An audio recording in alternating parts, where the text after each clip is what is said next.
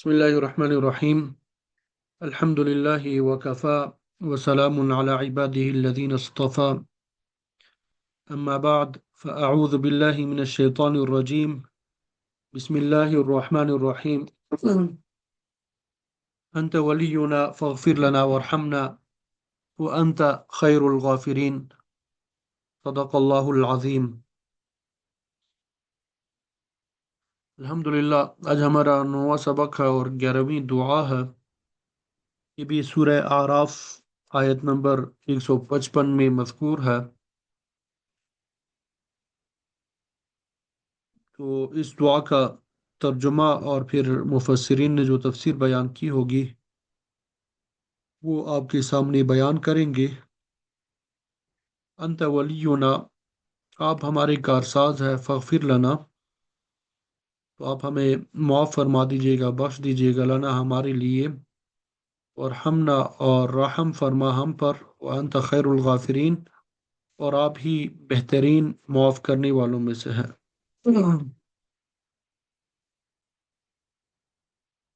تو اس دعا میں بندہ اللہ تعالیٰ سے مخاطب ہو کے کہتا ہے کہ آپ میرے ولی ہے، آپ میرے سرپرست ہیں، آپ میرے کارساز ہیں.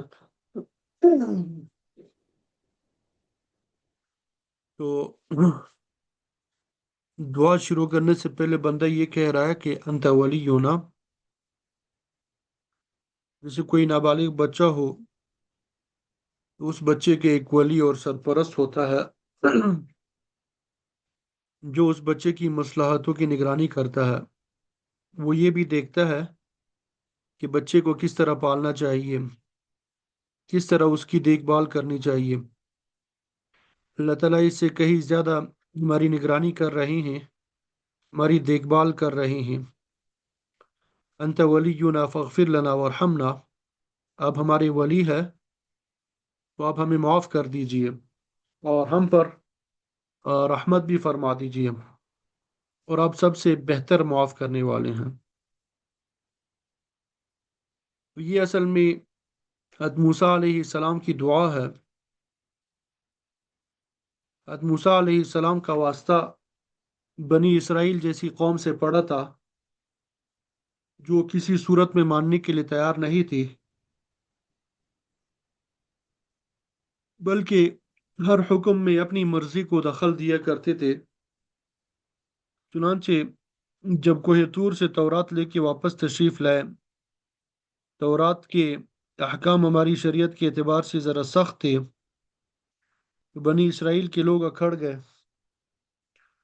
اور ایک موقع پہ یہ کہہ دیا کہ ہمیں بھی اپنے ساتھ کوہ طور پہ لے جائیں، اللہ تعالیٰ کی آواز سنائیں، اور خود اللہ تعالیٰ ہم سے یہ کہیں کہ یہ کتاب تورات تمہارے لیے اتاری ہے، لہذا تم اس پہ عمل کرو.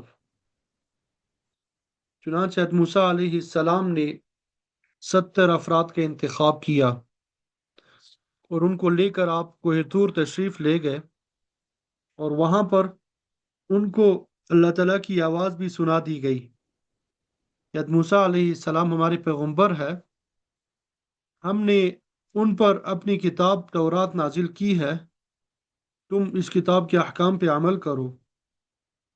اب آواز سننے کے بعد دوسرا مطالبہ کر دیا، ارن اللہ جہرہ، کہ ہمیں اللہ میاں دکھاؤ کہ وہ ہمیں صاف صاف کھلم کھلم نظر آیا.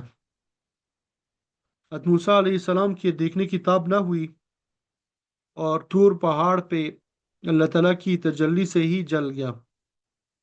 کوہ طور پہاڑ جو تھا وہ اللہ تعالیٰ کی تجلی سے ہی جل گیا. لیکن بنی اسرائیل کا اصرار یہ تھا کہ ہمیں اللہ تعالیٰ دکھاؤ. اس موقع پہ اللہ تعالیٰ کی طرف سے بنی اسرائیل پر ایک صاعقہ بھیجا گیا، یعنی ایک کڑک کی آواز ان پر بھیجی گئی، اور اس آواز کے نتیجے میں وہ سب مر گئے. قرآن مجید میں اللہ تعالیٰ نے فرمایا ہے فَأَخَذَتْهُمُ الصَّاعِقَةُ کہ صاعقہ نے ان کو آ پکڑا اور وہ سب مر گئے. اس وقت موسیٰ علیہ السلام بہت پریشان ہوئے کہ میں ان کو کوہ طور پہ لے کے آیا، اللہ تعالیٰ کا کلام سنا دیا گیا، اب یہ مر گئے تو بنی اسرائیل کے لوگ یہ سمجھیں گے کہ میں نے ان کو کہیں لے جا کر کسی تدبیر سے مار دیا ہوگا، تو اس موقع پہ موسیٰ علیہ السلام نے یہ مذکورہ دعا فرمائی، انت ولینا، آپ ہی تو ہماری ولی ہے، آپ ہی ہمارے ساری مصلحتوں کو جاننے والے ہیں، ان لوگوں کی سرکشی کی وجہ سے اے اللہ ہم پہ کوئی عذاب نازل نہ فرمائیے، ہمیں معاف فرما دیجیے اور ہم پر رحم فرما دے، اور آپ بہترین بخشش کرنے والے ہیں۔ اس دعا میں جو بات قابل ذکر ہے، سیکھنے اور سمجھنے کی ہے، وہ یہ کہ دعا مانگنے سے پہلے حضرت موسیٰ علیہ السلام نے اللہ تعالیٰ کی ولایت یعنی ولی ہونے کی صفت ذکر کی اور فرمایا انت ولینا، آپ ہمارے ولی ہے، آپ یہ حاجت پوری فرما دیجئے کہ ہماری مغفرت بھی فرمائے اور ہم پر رحم بھی فرمائے۔ در حقیقت یہ دعا کا صحیح طریقہ ہے اور سنت یہ ہے کہ جب بھی دعا کی جائے تو اس دعا سے پہلے اللہ تعالیٰ کی حمد کی جائے۔ سورہ فاتحہ میں اللہ تعالیٰ نے ہمیں دعا کا طریقہ سکھایا۔ سورہ فاتحہ میں اصل دعا تو یہ ہے، اهدنا الصراط المستقیم صراط الذین انعمت علیہم غیر المغضوب علیہم ولا الضالین۔ اس دعا سے پہلے کی 4 آیات اللہ تبارک و تعالیٰ کی حمد سے مشتمل ہے۔ الحمد للہ رب العالمین، الرحمن الرحیم، مالک یوم الدین، ایاک نعبد و ایاک نستعین۔ اور یہ 4 آیات حمد اور بندے کی اللہ تعالیٰ کے سامنے بندگی کا اظہار ہے۔ کے بعد اللہ تعالیٰ سے یہ دعا کی کہ اہدنا الصراط المستقیم، اور یہ طریقہ آپ صلی اللہ علیہ وسلم کی سنت بھی ہے، اور بزرگوں نے یہ فرمایا ہے کہ آدمی جب بھی اللہ تعالیٰ سے کوئی دعا مانگے تو پہلے اللہ تعالیٰ کی حمد کرے، اس کے بعد آپ صلی اللہ علیہ وسلم پر درود بھیجے، پھر اپنی حاجت اور ضرورت مانگے۔ تو یہ جو فرمایا کہ دعا سے پہلے اللہ تعالیٰ کی حمد اور تعریف کرے، یہ در حقیقت دعا کا ایک مقدمہ اور ایک زیور ہے جو بندہ اللہ تعالیٰ کی بارگاہ میں پیش کرتا ہے۔ حدیث شریف میں آتا ہے کہ میدان حشر میں جب لوگوں کا برا حال ہوگا، شدید گرمی ہوگی، سورج سوا نیزے پہ آ جائے گا، لوگوں کے پسینے بہہ رہے ہوں گے، کسی کا پسینہ اس کے ٹخنوں تک ہوگا، کسی کا پسینہ گھٹنوں تک ہوگا، کسی کا اس سے زیادہ ہوگا۔ اس وقت پریشانی کے عالم میں ہر شخص کی یہ خواہش ہوگی کہ اے اللہ معاملہ آگے تو بڑھے اور حساب کتاب تو شروع ہو، ہمارے بارے میں کوئی تو فیصلہ ہو۔ اس موقع پہ لوگ مختلف انبیاء کے پاس جائیں گے، ان سے درخواست کریں گے کہ آپ اللہ تعالیٰ سے دعا فرمائے کہ ہم سے یہ پریشانی دور فرما دیں، حساب کتاب شروع ہو جائے۔ چنانچہ لوگ حضرت نوح علیہ السلام، حضرت ابراہیم علیہ السلام کے پاس جائیں گے، حضرت موسیٰ علیہ السلام کے پاس جائیں گے، لیکن تمام انبیاء کرام علیہ السلام لوگوں سے یہ کہیں گے کہ سید الانبیاء حضرت محمد صلی اللہ علیہ وسلم کے پاس جاؤ، اس لیے کہ ہر نبی یہ کہے گا کہ نفسی نفسی، مجھے اپنی جان کی فکر پڑی ہوئی ہے، میں تو خود اللہ تعالیٰ کی بارگاہ میں پیش ہوں۔ آخر میں لوگ آپ صلی اللہ علیہ وسلم کی خدمت میں حاضر ہوں گی کہ آپ اللہ تعالیٰ سے سفارش فرمائیں کہ اللہ تعالیٰ ہم سے یہ پریشانی دور فرما دے، حساب کتاب شروع ہو جائے۔ چنانچہ آپ صلی اللہ علیہ وسلم اللہ تعالیٰ کی بارگاہ میں حاضر ہوں گے اور سجدے میں گر جائیں گے۔ اس وقت کے بارے میں آپ صلی اللہ علیہ وسلم نے فرمایا ثم يفتح الله علي من محامده وحسن الثناء عليه شيئا لم يفتحه على احد قبلی۔ اللہ تعالیٰ اپنی حمد و ثنا کے ایسے الفاظ میرے دل میں ڈالیں گے جو الفاظ اس سے پہلے کبھی کسی نے نہیں کہے ہوں گے، اور اس حمد و ثنا کا واسطہ دے کے میں اللہ تعالیٰ کی بارگاہ میں درخواست پیش کروں گا۔ اب دیکھیے کہ وہاں آخرت میں بھی دعا کی ضرورت ہوگی، اور آپ حمد و ثنا کے بعد دعا کریں گے۔ تو بہرحال اللہ تعالیٰ سے دعا مانگنے کا اچھا اور مسنون طریقہ اور اللہ تعالیٰ کا قرب حاصل کرنے کا طریقہ یہ ہے کہ دعا سے پہلے اللہ تعالیٰ کی حمد اور ثنا کرے. اس میں بھی بظاہر یہ راز ہے، واللہ سبحانہ و تعالی عالم، کہ جب ہم اللہ تعالیٰ سے کوئی حاجت مانگتے ہیں کہ اے اللہ ہمیں روزی دے دے، اے اللہ ہمیں صحت دے دے، ہمیں عافیت دے دے، اللہ تعالیٰ بچائے ان الفاظ میں تھوڑا سا شکوہ کا پہلو بھی نکلتا ہے. وہ اس طرح کہ اگر اللہ تعالیٰ کی نعمتوں کی طرف نظر کریں تو باوجود اس تکلیف کے جس میں بندہ اللہ تعالیٰ سے دعا مانگ رہا ہے، اس کے باوجود اس بندے کا سارا جسم اور سارا وجود اللہ تعالیٰ کی نعمتوں میں ڈوبا ہوا ہے. آنکھیں سلامت ہے، کان سلامت ہے، زبان سلامت ہے، ہاتھ پاؤں سلامت ہے، دوسرے اعضاء سلامت ہے، رزق وسعت کے ساتھ مل رہا ہے. لہذا وہ بندہ اس وقت بھی اللہ تعالیٰ کی نعمتوں میں ڈوبا ہوا ہے. اب اس وقت وہ بندہ یہ دعا کر رہا ہے کہ اے اللہ مجھے صحت عطا فرما دیجیے. تو اس دعا کے اندر شکوہ کا یہ پہلو نکل سکتا تھا کہ آپ نے مجھے بیمار کر رکھا ہے، یا میرا رزق کم کر دیا ہے، یا مجھے نوکری اور ملازمت نہیں مل رہی ہے. اور دعا تو بہت اچھی چیز ہے، لیکن شکوہ کرنا یہ خراب ہے. اللہ تعالیٰ سے مانگنا یہ بہت اچھی صفت ہے، بہت مبارک چیز ہے. اللہ تعالیٰ سے خوب مانگو، چاہے چھوٹی چیز ہو یا بڑی چیز ہو، ہر حاجت اللہ تعالیٰ سے مانگو. اور مانگنے میں کبھی تکلف مت کرو، اور یہ بھی مت سوچو کہ یہ چھوٹی چیز ہے، یہ کیا اللہ تعالیٰ سے مانگوں. لیکن اللہ تعالیٰ کی تقدیر کا شکوہ بری چیز ہے. مثلا یہ شکوہ کہ اے اللہ میں ایسا رہ گیا، میرے اندر یہ کمی رہ گئی، میں بیمار ہو گیا، مجھے بیماریوں نے کھا لیا، مجھے یہ تکلیف ہے، مجھے یہ درد ہے، مجھے یہ پریشانی ہے. یہ شکوہ اللہ تعالیٰ کو ناپسند ہے. اللہ تعالیٰ نے اور آپ صلی اللہ علیہ وسلم نے اس کو سنت قرار دیا. اور جب بھی دعا مانگنی ہو،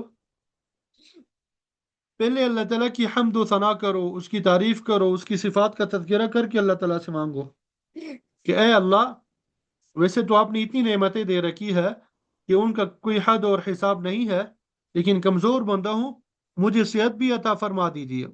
لہذا جو اللہ تعالیٰ کی نعمتیں موجود ہیں ان پر پہلے حمد و ثنا کرو، پھر اللہ تعالیٰ کی بارگاہ میں درخواست پیش کرو.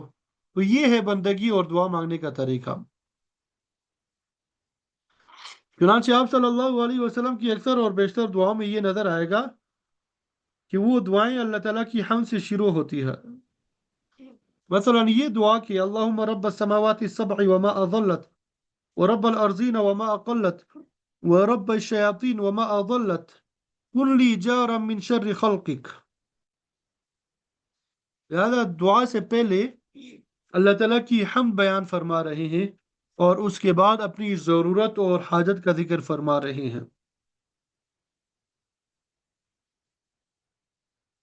ہمارے دادا استاد مفتی شفیع صاحب رحمۃ اللہ علیہ کا اپنے اساتذہ کے ساتھ بڑا محبت کا تعلق تھا. بعض معاملات میں ان کو اپنے اساتذہ سے اختلاف بھی ہوا، لیکن ان کا جب بھی تذکرہ فرماتے تو اتنی عظمت کے ساتھ تذکرہ فرماتے تھے کہ انسان کو حیرانی ہو جاتی تھی.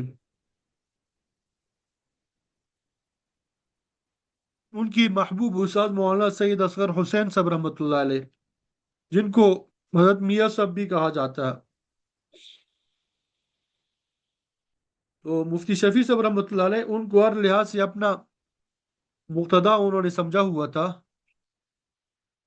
حکیم الامت مولانا شرف علی تھانوی صاحب رحمۃ اللہ علیہ کے بعد انہی کو اپنا بڑا بنایا ہوا تھا، لیکن ان کے ساتھ بے تکلفی بہت تھی.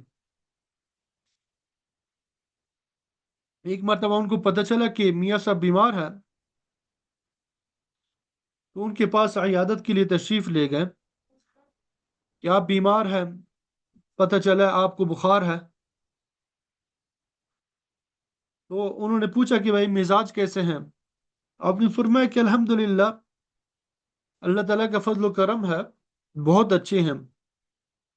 الحمدللہ میرا دل ٹھیک کام کر رہا ہے، الحمدللہ میری زبان اور میرے کام ٹھیک کام کر رہی ہیں، میری آنکھیں میرے ہاتھ پاؤں ٹھیک کام کر رہی ہیں.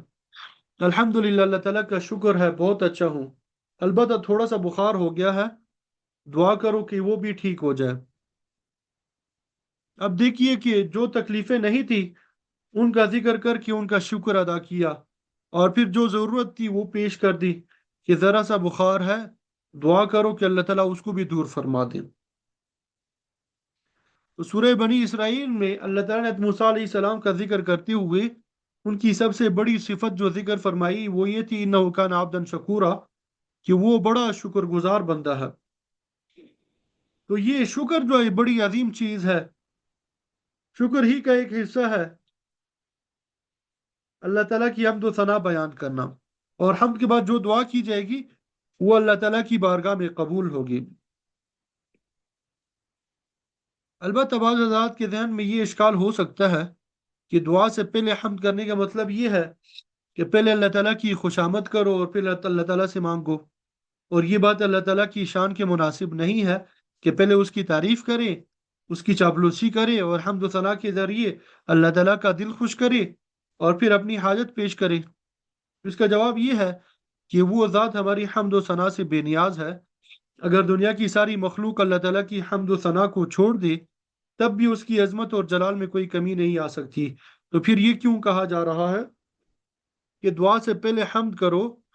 اس کی دو وجہ ہے۔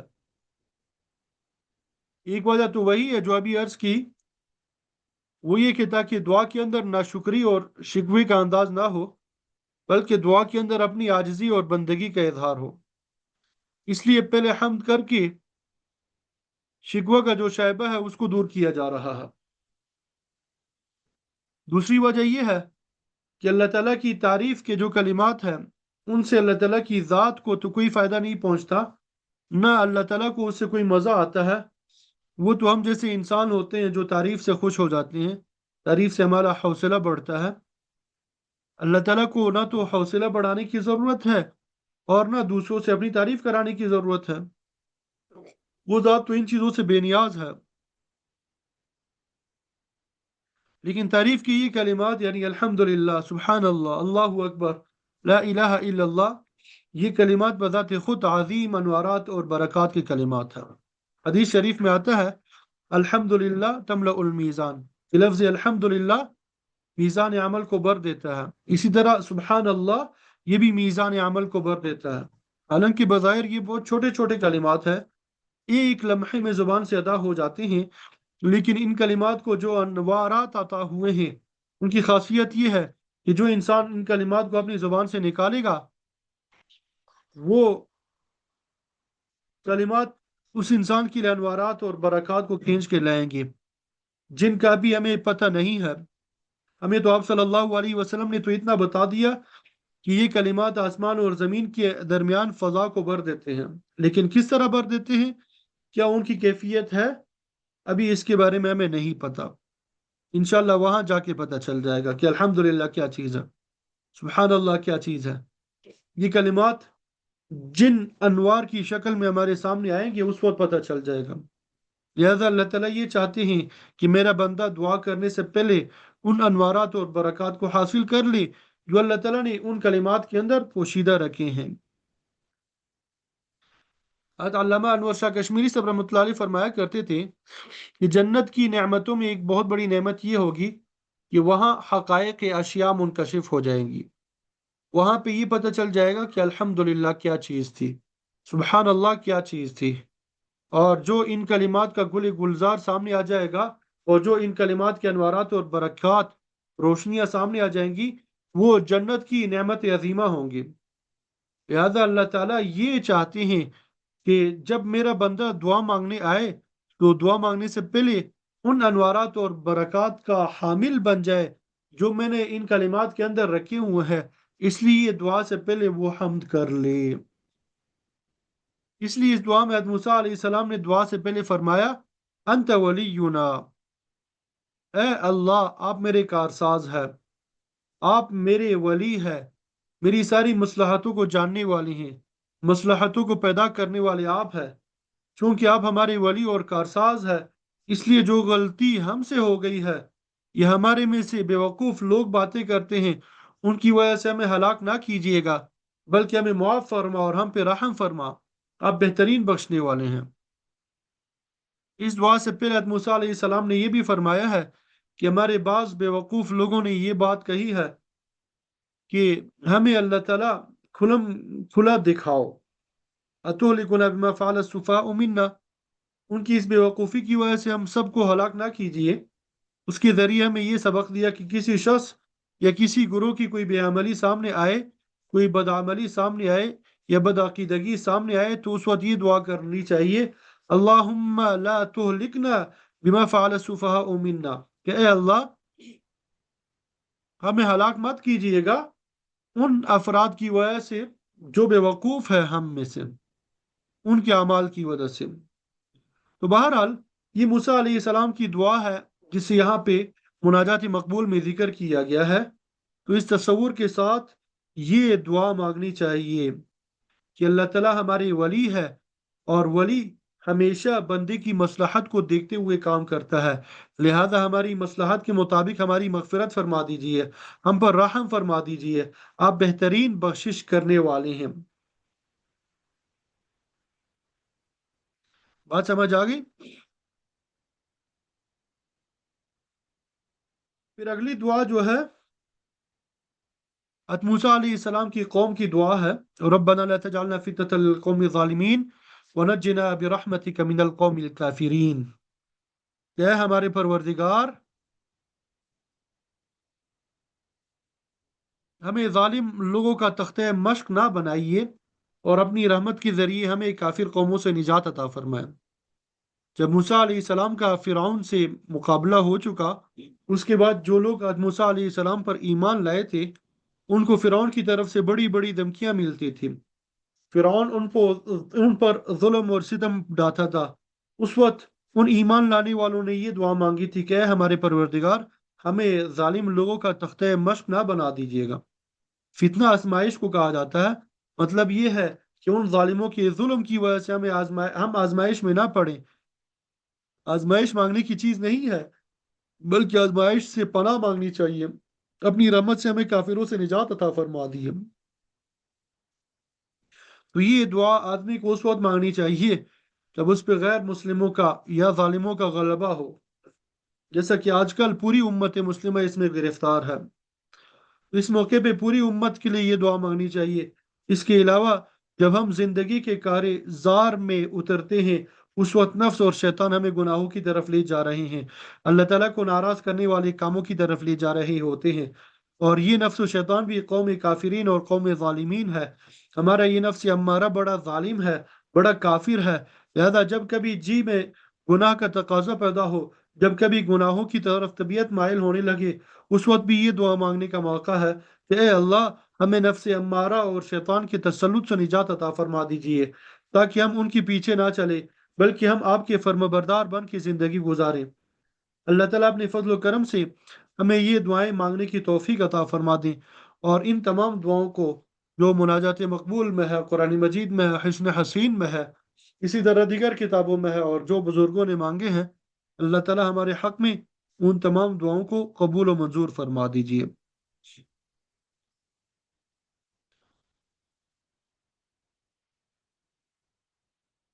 دعا کے لیے ہاتھ اٹھائیں۔